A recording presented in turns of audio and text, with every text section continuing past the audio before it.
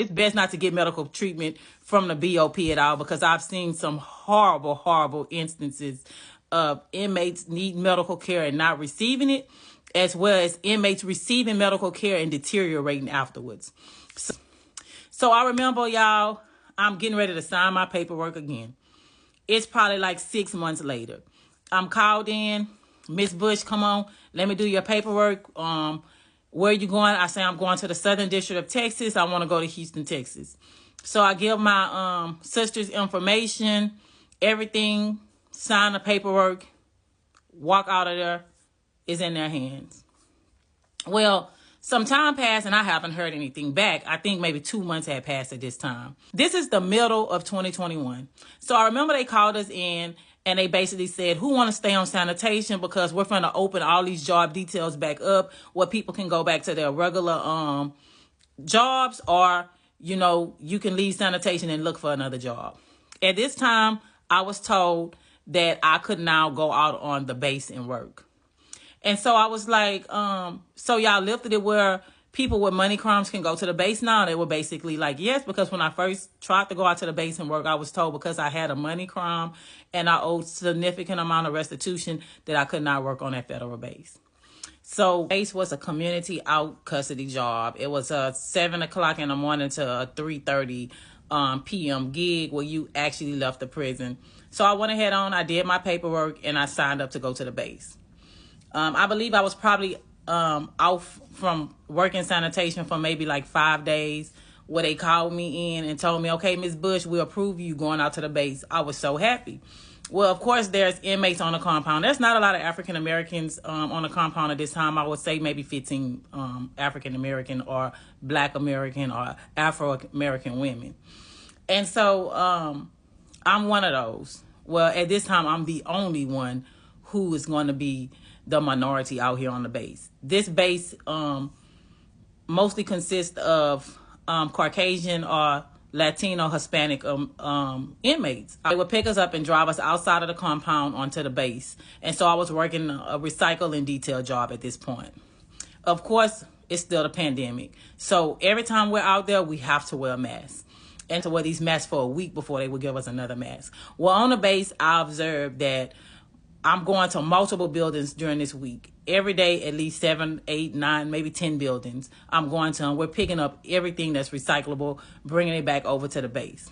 Learn how to use basic tools, something that I had never done before. I kind of found it exciting. You know, I'm pulling apart air conditioning units, and some of the people that's out here with me doing this were tweakers. And I had never knew what tweaking was until I first got to prison and they started telling me. And I'm telling you, these girls will go to work so hard out here.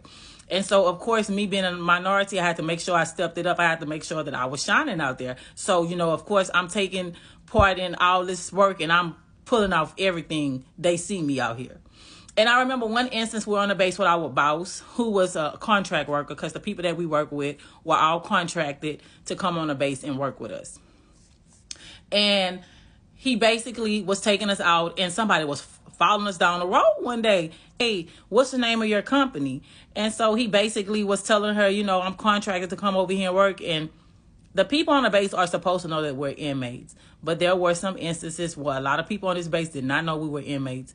Even though we wore uniforms that were consistent with prison attire, people on the outside would think that maybe, you know, you're just contracted just like these people that you're working with. And so the lady went into saying, you know, I have never, ever in my life, as long as I've been on this base, seen a minority on recycling crew.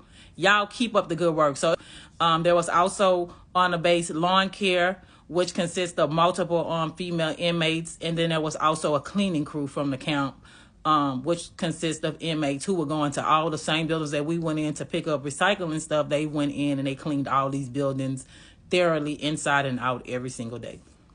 So we would get that a lot on the base. People didn't know that we were actually inmates. But there were people that knew that you were inmates and they didn't care.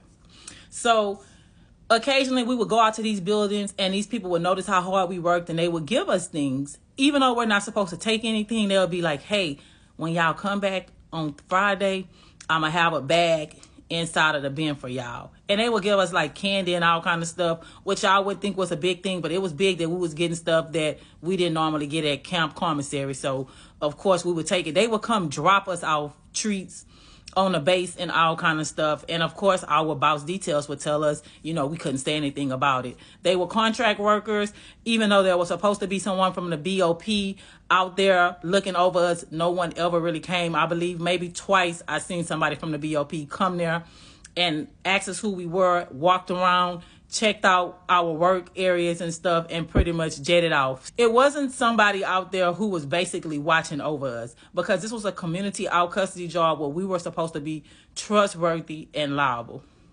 So the next part of my story that I'm going to go into is going to start covering PREA, which is the Prison Rape Elimination Act signed by George Bush.